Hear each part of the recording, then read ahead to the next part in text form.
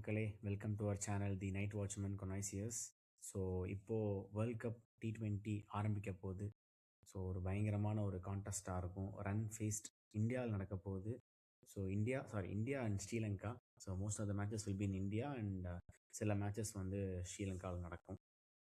So இந்த particular டோர்னமெண்ட்டை வந்து 2 செக்மெண்ட்டாக பிரிச்சுக்கலாம். ஒன்று வந்து பவுலர் சென்ட்ரிக் அண்ட் இன்னொரு இது வந்து பேட்ஸ்மேன் சென்ட்ரிக்.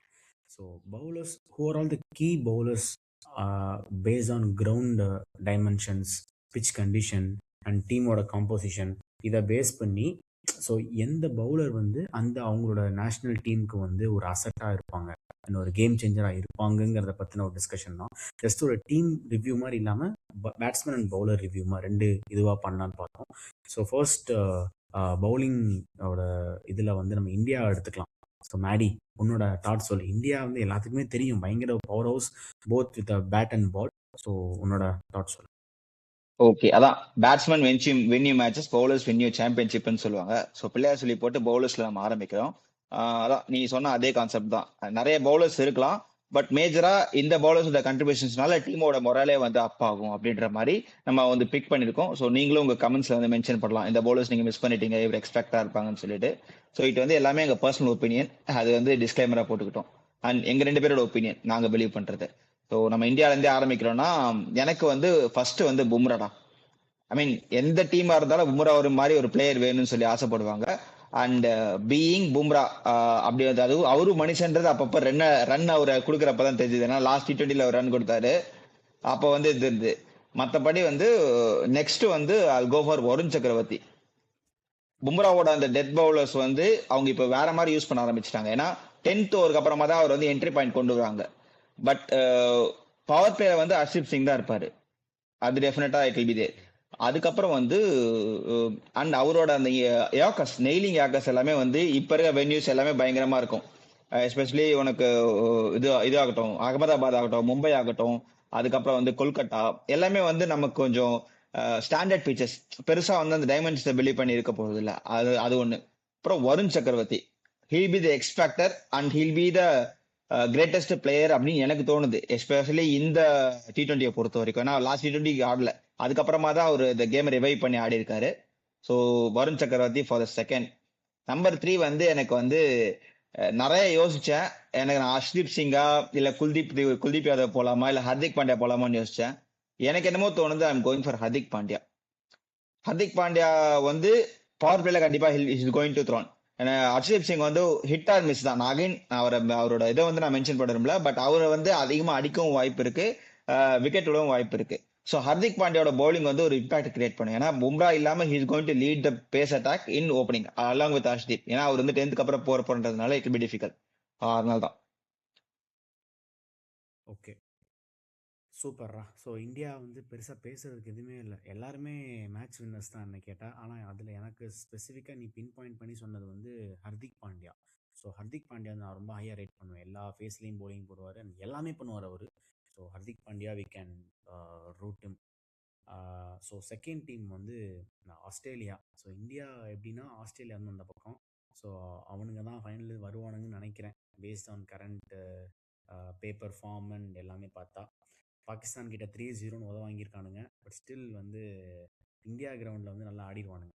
ஸோ ஆஸ்திரேலியாவில் வந்து பவுலிங்னு எடுத்துக்கோன்னா Josh Hazlewood, Nathan Ellis, Ben வாசியஸ், அப்புறம் Xavier Bartlett, Mitch Marsh bowling போட மாட்டார் ஆப்வியஸ்லி, அப்புறம் Matt Kuhnemann, Marcus Stoinis, super Adam Connolly. Zampa. So Cooper Connolly தெரிஞ்ச முகங்கள் தான் இருக்குது. பட் நான் ரொம்ப ரூட் பண்ணுறது வந்து பென் வாஷியஸ் அண்ட் நேத்தன் எல்லிஸ். நேத்தன் எல்லிஸை வந்து எல்லாத்துக்குமே தெரியும், அவரோட slower deliveries and back on the deliveries எக்கச்சக்க வெரைட்டி வச்சுருக்காரு. ஐபிஎல்லையுமே நிறையா போட்டு கொடுத்துருக்காரு. அண்ட் நிறைய பேருக்கு இது தெரியாத ஒரு விஷயம், மார்க் மை வேர்ட்ஸ், பென் வாஷியஸ்க்கு வந்து இது ஒரு செம டோர்னமெண்ட்டாக இருக்கும். ஏன்னா அவரோட ஹைட்டு, அந்த ஒரு அவே ஆங்கிளிங், அவே ஒரு ரைட் ஹேண்டர்ஸ்க்கு, அப்புறம் ஒரு பவுன்சர் ஸ்லோயர் பால்ஸ், ஸோ அதெல்லாமே சூப்பராக போடுறாரு. ஸோ பென் வாஷஸ்க்கு வந்து இது ஒரு செம இதுவாக இருக்கும். அண்ட் ஸ்பின்னுக்கு பார்த்தீங்கன்னா இவங்களுக்கு ஒரு ஆப்ஷன்ஸ் இல்லை. ஆடம் சாம்பா ஒரு பிரைமரி ஸ்பின்னராக போவாங்க. என்ன கேட்டால் இன்னொரு ஸ்பின்னர் வந்து கூப்பர் கான்லி ஆடுவாங்கன்னு நினைக்கிறேன், அவர் செகண்ட் ஸ்பின்னர். தேர்ட் ஸ்பின்னர் தான் கரெக்ட். உனக்கு மேத்யூ ஷாட்டு, மேக்ஸ்வெல்லாம் இருக்காங்க. ஸோ அதை வச்சு அவங்களெல்லாம் வச்சு உருட்டிடுவாங்க. அப்படியே ஒரு ஆஃப் ஸ்பின் வெரைட்டி குடுக்குறாங்க. அத வச்சு அப்படியே ஓட்டிருவாங்கன்னு நெனைக்கிறேன். ஸோ இதுதான் ஓகே. ஆஸ்திரேலியா. இப்போ வந்து ரன்னர்ஸ் அப் சவுத் ஆப்பிரிக்கா. சவுத் ஆப்பிரிக்கா பொறுத்த வரைக்கும் ஆல்மோஸ்ட் சிமிலர் ஸ்குவாட் தான், பெருசா சேஞ்சஸ் இல்லை. எனக்கு வந்து இந்த வாட்டி இந்த டீம்ல ஒரு பெரிய கான்ட்ரிபியூஷன்ஸ் அண்ட் இந்த டீம்ல வந்து ஒரு பெரிய இம்பாக்ட் கொடுக்க போறாங்கன்னா I am going for first topic வந்து மார்க்கோ யான்சன். மார்க்கோ யான்சனோட பவுன்ஸ் அண்ட் மார்க்கோ யான்சனோட வைட் ஆக்குற bowling வந்து it will be great impact. And அவரு அதுக்கப்புறம் ஆஸ் ஆல்வேஸ் ககிசா ரபடா அவரோட பேஸ் அண்ட் இது வந்து இந்த மாதிரி பிச்சர்ஸ்ல பயங்கரமா இம்பாக்டா இருக்கும். அண்ட் நோயிங் இவங்கெல்லாம் ரொம்ப வருஷம் ஐபிஎல் ஆடுறதுனால it will be very helpful. And தேர்ட்ல ஒரு ஸ்பின்னர் தான் அப்படின்னு சூஸ் பண்றப்ப எனக்கு வந்து there is a difference between George Linde and Keshav Maharaj. Keshav Maharaj வந்து சம்டைம்ஸ் அடிச்சா ரொம்ப அடிச்சிடுறாங்க. ஜார்ஜ் லிண்டே வந்து பாசிபிளி ஒரு எக்ஸ்பேக்டர்ஸ் கொடுப்பாரோ அப்படின்னு எனக்கு தோணுது. ஏன்னா அவங்க வந்து டானன் ஃபெரராவும் ஆடுறாங்களான்னு தெரியல, நாட் ஷோர். அவங்க அது இன்ஜுரிக்கு அப்புறம் அவர் எப்படி ஆட போறான்னு தெரியல. எனக்கு வந்து ஜார்ஜ் லிண்டே போடுவாங்கன்னு தோணுது. ஜார்ஜ் லிண்டே மாதிரி ஒரு லாங் ரன் கொடுத்தா ஜார்ஜ் லிண்டேக்கு சான்சஸ் இருக்கு. பட் எனக்கு தெரிஞ்சு அவங்க கேசவ் மகாராஜ் தான் ஆட வைப்பாங்கன்னு நினைக்கிறேன். ஸோ அவங்க கொனாமக்காப்பா, லுங்கி பகடி, ஆண்டி நக்கே வச்சிருக்கிறதுனால அப்படியே ஒரு ஸ்பின்னரே ஒன்று வந்து பார்ட் டைம் மாதிரி போவாங்கன்னு நினைக்கிறேன். ஓகே. இல்ல மாப்பிள, எனக்கு சவுத் ஆப்பிரிக்கா பேட்டிங் ஓகே. கன் பேட்டிங். ஆனா பவுலிங்ல பேஸ் பவுலர்ஸ் பயங்கரமா இருக்காங்க.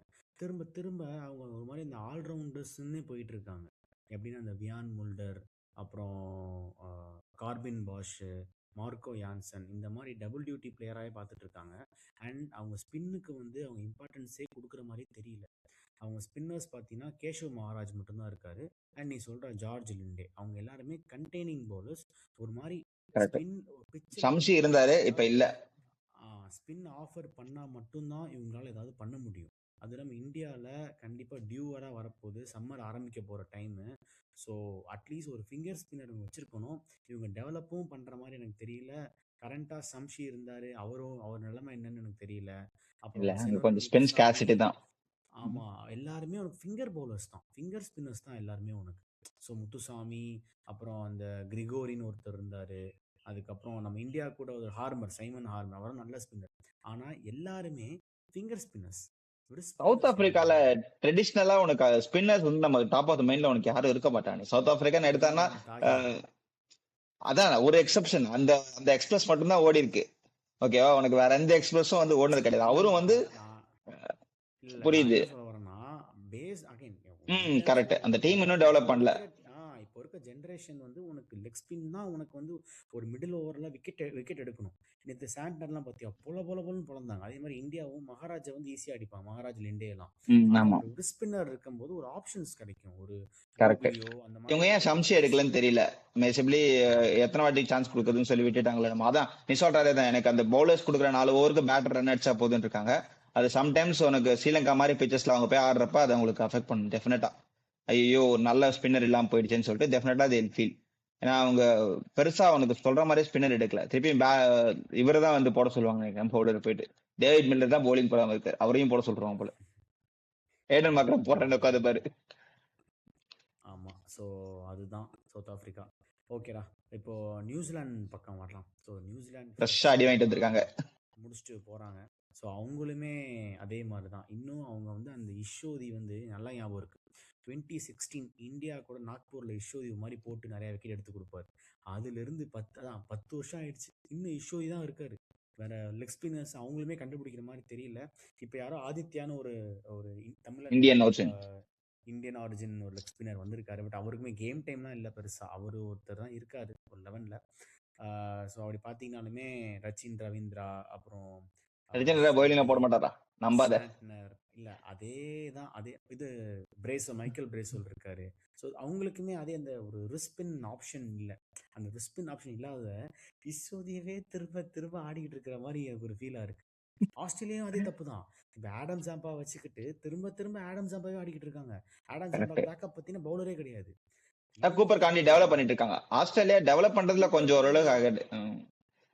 நீ சொன்ன லெக் ஸ்பின்னர் கிடையாது, நீ லெக் ஸ்பின்னர் கேக்குற. புரியுது, லெக் ஸ்பின்னர் கேக்குற புரியுது. ஸ்பின்னர் தான் இனிமே மேட்ச் வின்னர்ஸ். ஏன்னா ஃபிங்கர் ஸ்பின்னர் உனக்கு பிட்ச்ல எதுமே இல்லனா சீக்கா வீடியோ நிறைய பார்த்து கெட்டு போயிருக்க நீ.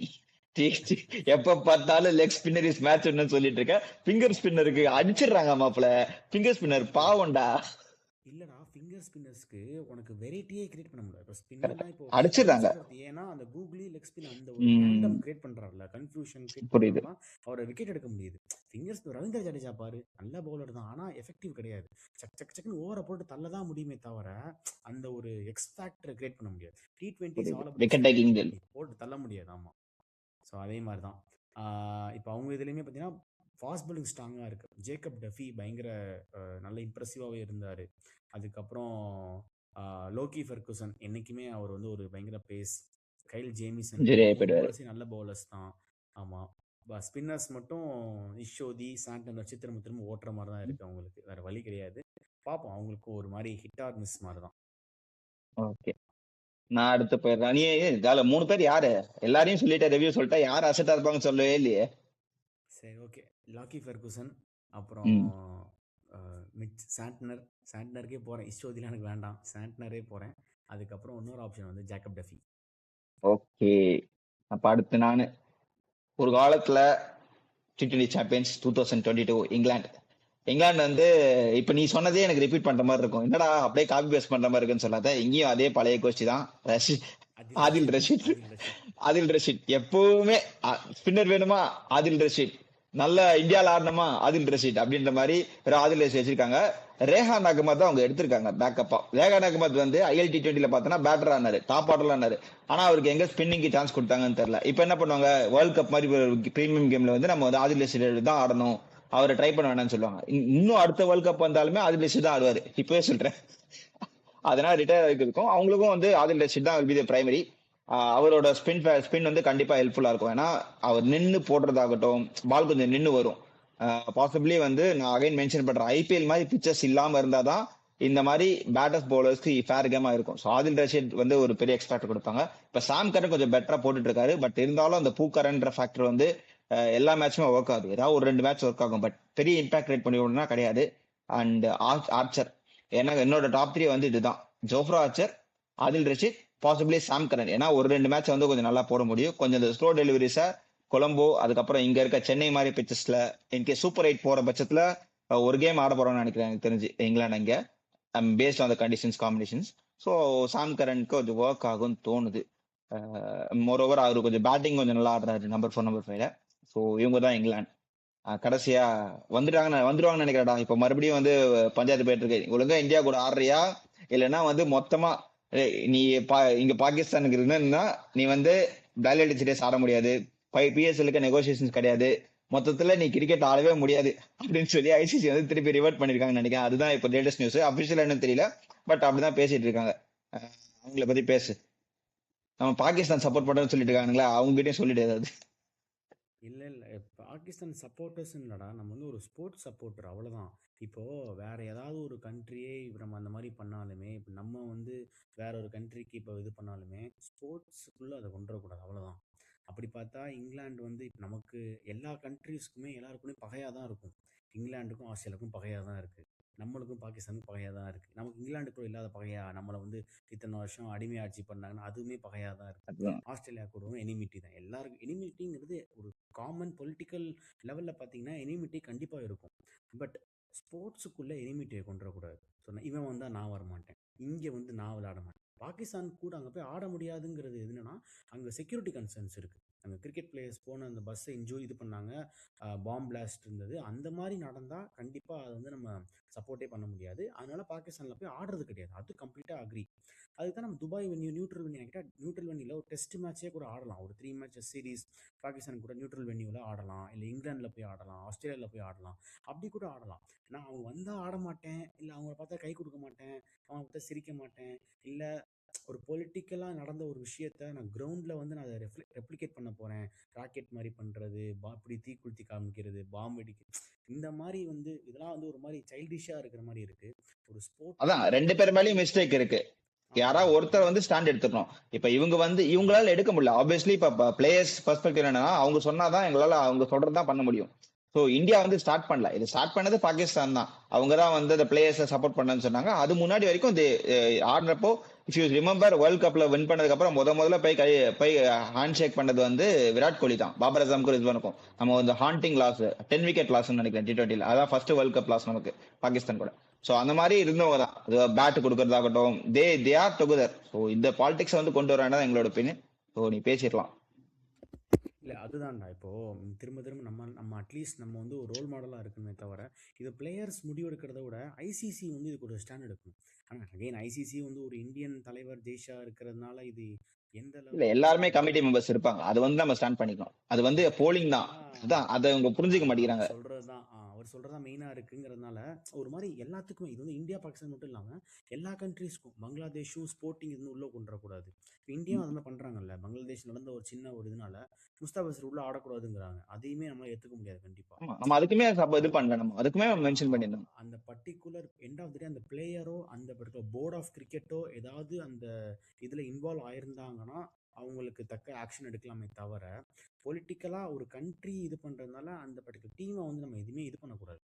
அண்ட் இதெல்லாமே வந்து ஒரு மாதிரி ரூல்ஸ் அண்ட் ரெகுலேஷன்ஸ் மாதிரி கிரியேட் பண்ணி இதை வந்து எல்லா எஸ்ஓபி பிளேயர்ஸுமே மாதிரி. அபைட் பண்ணணும். அப்படி ஒரு எஸ்ஓபி மாதிரி ரெடி பண்ணி எல்லாருமே அபைட் பண்ணணும்னு சொல்லிட்டு ஒரு அக்ரிமெண்ட்லாம் போட்டாங்கன்னா ஒரு கிரிக்கெட்டை வந்து ஒரு லாங் டேர்ம் ஒரு ஸ்போர்ட் வந்து இது நல்லா இம்ப்ரூவ் ஆக நல்ல சான்சஸ் இருக்குது. அப்படி இல்லைன்னு வச்சுக்கோயேன் திரும்ப அடுத்து ஒரு முடிச்சிடறேன். ஒரு இதுலையும் வந்து நான் இங்கே வந்தால் நான் வந்தால் இங்கே ஆட மாட்டேன். இங்கே வந்து இவன் கூட வந்தால் இப்போ இந்தியாவில் ஆடலாமல் ஸ்ரீலங்காவில் கொடுத்துருக்காங்க ஆடுறதுக்கு. ஸ்ரீலங்காவில் வந்து நான் இந்தியா கூட ஆட மாட்டேன்னு சொல்லி சண்டை போட்டுருக்காங்க இப்போ. ஸோ அந்த மாதிரி இப்போ பங்களாதேஷ் வரவே இல்லை அவங்க. இப்போ இந்தியா ஒன்று பண்ணதுனால நான் வந்து ஆட மாட்டேன், நான் பெனால்ட்டி நான் பே பண்ணிக்கிறேன் அப்படின்னு சொல்லிட்டு அவங்க போயிட்டாங்க. ஸோ அந்த மாதிரி இது திரும்ப திரும்ப வந்து ஒரு ஒரு பிரச்சனையை தான் இது வந்து கிரியேட் பண்ணிகிட்டே இருக்குது தான். இதை முடிவு பண்ணுறதுக்கு ஐசிசி சார்பாக எல்லாமே ஒரு கமிட்டி அமைச்சு கரெக்டாக ப்ராப்பராக ஒரு ஆக்ஷன் எடுத்தால் தான் இதுக்கு ஒரு தீர்வு கிடைக்கும். ஏன்னா இது கோயிங் ஃபார்வர்ட் 2028ல எல்லையில ஒலிம்பிக்ஸ் ஸ்டார்ட் பண்ண சொல்லிட்டு இருக்காங்க. நம்ம இந்த மாதிரி சிறுபுலதனமா சண்டை போட்டுட்டு இருந்தீங்கன்னா ஓகே ஒலிம்பிக் இதனால தான் கிரிக்கெட் நாங்க அலோவ் பண்ண மாட்டோம்னு சொல்லிட்டு சிம்பிளா டாட் போட்டு போயிட்டே இருப்பாங்க. ஸோ அந்த ஒலிம்பிக்ஸ்ல நம்ம கிரிக்கெட் வந்து போனோம் அப்படின்னா குளோபலா தெரியணும் அப்படின்னாலே இந்த மாதிரி பாலிடிக்ஸ் எல்லாம் ஒரு எஸ்ஓபி போட்டு ஐ மீன் ஒரு ப்ராப்பர் மேனேஜ்மெண்ட்ல வந்து இந்த மாதிரி இருக்கணும். நியூட்ரல் வென்யூஸ் அக்செப்ட் பண்ணிக்கோங்க. 2 பிளஸ் ஆர் மைனஸ் இருக்கு. எல்லாருமே மிஸ்டேக் பண்ணிருக்காங்க. நியூட்ரல் வென்யூஸ் அக்செப்ட் பண்ணிங்க. ஐசிசி இருக்கலால நீங்க ஆடி ஆகணும். லைக் பொலிட்டிக்ஸ் உள்ள கொண்டு இருக்கக்கூடாதுன்றத ஐசிசி வந்து இன்வால்வ் பண்ணி பண்ணணும். அதான் எங்களோட தாட்ஸ். கொஞ்சம் எக்ஸ்டென்ஷனா பேசிட்டோம். பட் இதுதான் எங்களோட ஒப்பீனியன். நீங்க உங்க கமெண்ட்ஸ் வந்து மென்ஷன் பண்ணலாம். கரெக்ட். இப்போ அதோட நம்ம ஃபைனலாக இவ்வளோ தூரம் பேசிட்டோம். பாகிஸ்தானை பேசி முடிச்சிடலாம். ஸோ பாகிஸ்தான் நான் திரும்ப திரும்ப சொல்கிறேன், Usman Tariq, mark my words, அவர் தான் இந்த இதில் கீ பவுலராக இருப்பார். உஸ்மான் தாரிக் அண்ட் இன்னொரு பவுலர் வந்து அப்ரார் அகமது. ஸோ அவரையுமே நான் ரூட் பண்ணுறேன். பேசர்ஸ்லாம் கிடையாது, பேசர்ஸ் எல்லாமே நல்லா தான் போடுறாங்கலாம், அவங்களாம் இது பண்ணாமல். மூணாவது வந்து சையும் அயூப். அவர் வந்து பேட்டிங்காக எடுத்தீங்கன்னா எல்லாமே சும்மா ஸ்பின்னர். சுனில் நரேன் மாதிரி தான். அவர் பேட்டிங் வந்து சும்மா, பவுலிங் தான் அவர் மெயின். அதனால சையும் அயூப் இவங்க 3 பேர் தான் நான் ரூட் பண்ணுறேன் ஃபார் பாகிஸ்தான். பாகிஸ்தான் ஜெயிக்கணும்னா எல்லாமே ஸ்ரீலங்காவில் ஆட போகிறாங்க. ஸோ அவங்க உள்ள அந்த கண்டிஷன்ஸை செம்மையாக யூட்டிலைஸ் பண்ணி லாகூர் இப்போது ஆஸ்திரேலியா எப்படி சுருட்டினாங்களோ அதே மாதிரி தான் இங்கேயும் இருக்கும். ஆஸ்திரேலியா நல்லா பார்த்தீங்கன்னா செம்ம அடி அடிச்சிருக்காங்க. 210 அடிச்சு போஸ்ட் பண்ணியிருக்காங்க தேர்ட் T20ல. ஆஸ்திரேலியா 96க்கு ஆல் அவுட்டு. செம்ம அடி பவுலிங்கில் போட்டு சுருட்டிட்டானுங்க யார் வந்தாலும். ஸோ அதே இதை வந்து ஃபாலோ பண்ணி அவங்க நல்லா ப்ளே பண்ணாங்கன்னா அழகா செமிஃபைனல் ஃபைனல் வரைக்கும் கூட வர வாய்ப்பு இருக்கு. வந்து ஃபைனல்ல வைக்கெட் பண்றாங்க கரெக்டா. அது என்ன பண்ண போறான்னு எனக்கு தெரியல. ஆனால் இப்போ இந்தியா லீக்ல வர்றதுனால இந்தியா கூட செமி வராது. மேபி வந்தால் ஃபைனல் தான் வரும். ஸோ அதனால இவங்க ஃபைனல் வரைக்கும் ஈஸியாக வந்துடலாம். மற்ற டீம்ஸ்லாம் அடிச்சாங்கன்னா அழகா ஃபைனல்ஸ் வரைக்கும் வந்துடலாம். ஸோ ஃபைனல்ஸ் தான் என்ன நடக்குன்னு தெரில, எங்கே வச்சு நடக்கும் அதெல்லாம் பிரச்சனையாக தான் இருக்கும். பட் ஈஸியாக ஃபைனல்ஸ் வரைக்கும் வரலாம். நல்ல சான்ஸ் இருக்குது பாகிஸ்தான். யூட்டிலைஸ் பண்ணிட்டேன். ஓகே கடைய முடியலாம். இது இல்லாம நாங்க வந்து டாப் 6 டீம்ஸ் தான் ரிவ்யூ பண்ணியிருக்கோம். பாசிபிளி வெஸ்ட் இண்டீஸ், ஆப்கானிஸ்தான்ஸ்லாம் வந்து இன்னும் பெரிய இம்பாக்ட் எடுக்கல. அண்ட் மோர் ஓவர் எங்களுக்கும் நிறைய மேட்சஸ் பார்க்காதனால எங்களுக்கு அந்த ஆத்தென்டிசிட்டி இல்லைனால நாங்கள் ரிவ்யூ பண்ணல. ஏன்னா வெஸ்ட் இண்டீஸ் வந்து எத்தனை பேர் இருக்காங்க, எங்க உள்ள இருக்காங்க அப்படின்னு தெரியல. மேத்யூ ஃபோர்டு ஒரு நல்ல பிளேயர் அண்ட் இவனோட ருத்ரஃபோர்ட் நல்லா ஆடிட்டு இருக்காரு. அதுக்கப்புறம் அகில் ஹுசேன் இந்த மாதிரி பிளேயர்ஸ்லாம் ஒரு ஸ்பெஷல் மென்ஷன் கொடுக்கலாம். அண்ட் ஆப்கானிஸ்தான் பொறுத்த வரைக்கும் ரஷீத் கான் ஆப்வியஸ்லி அவரை நம்பிதான் இருக்கு. அப்ப முஜிபுர் ரஹ்மான் வந்து மேக்ஸ்வெல் கேட்ச் விட்டுறதோட சரி. அதுக்கப்புறம் எந்தையுமே வந்து பெருசா ஆட முடியல அவரால். இவ்வளவுதானே தவிர மற்றபடி சின்ன டீம்ஸ்லாம் இருக்காங்க. அது அப்கமிங் ரிவ்யூஸ்ல யாராவது ஒருத்தர் வந்து இது பண்றாங்களா, ஐ மீன் அப்செட் பண்றாங்களா, அதை பார்த்துட்டு நம்ம கோயிங் ஃபார்வர்ட் நம்ம ரிவ்யூ ப்ரிவியூஸ்லாம் பண்ணலாம். ஸோ இதுதான் எங்களோட part 1 bowlers review. So part 2 நாங்கள் பேட்டர்ஸ் எக்ஸ் ஃபேக்டர்ஸ்லாம் வந்து பின்னாடி கொண்டு வந்துட்டு இருக்கோம். Subscribe and support us. And இதுக்கப்புறம் ஐபிஎல் வந்து வீடியோஸ் கூட ட்ரை பண்ணிட்டு இருக்கோம். தேங்க்யூ. நீ சொல்லுமா ஃபினிஷிங் நோட். தேங்க்யூ மக்களே. ஸோ இதோட நம்ம முடிச்சுக்கலாம். பேட்ஸ்மேனோட ரிவ்யூ அடுத்து வந்துகிட்டே இருக்குது.